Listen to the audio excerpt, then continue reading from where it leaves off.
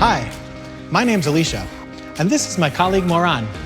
We're so glad you joined us today for a lecture on our company's rich history. Oh, wait a second, a boring lecture? I thought you said we were just going to play a video. Okay, so not a boring lecture, but we do have some videos. Let's go take a look.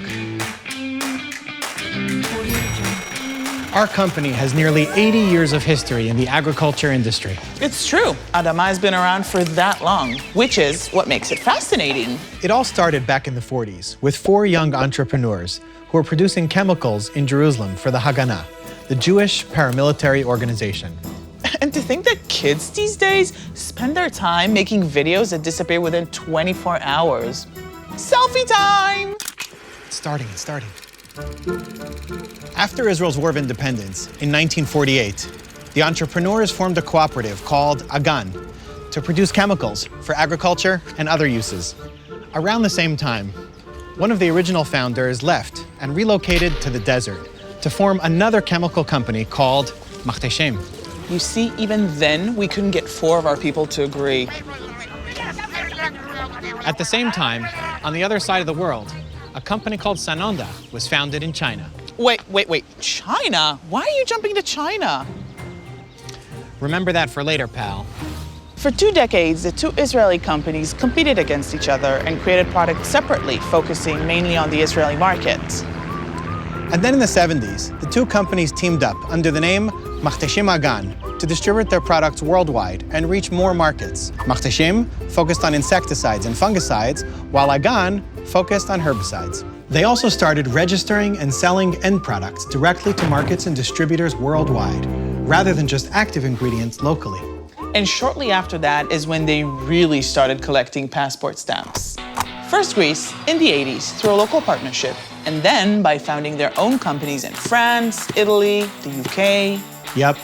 And then in the 90s came the big expansion into Latin America, including Brazil, and even deeper into Europe by buying major assets from larger multinational companies. In 1998, the 2 companies merged into one, Machteshem Agan, the company that eventually turned into our current company. Finally, I thought these 2 would never get together. That's when we shifted from operation-driven to market-driven, focusing on what the market needs. In these years, during the 2000s, we started releasing differentiated mixtures and formulations and hit the $1 billion mark. Whoa, ka-ching! In 2009, we launched operations in India, going on to become the number 2 player there in just 10 years. And in parallel, during the early 2010s, we also went deeper into Asia Pacific, including Thailand, Vietnam, Korea, and Indonesia. And we continued to grow in Europe, mainly through acquisitions in Poland, Slovakia, Hungary, and the Ukraine. Also in these years, we built up our non-crop business, which is now valued at over $1 billion and growing. Wow.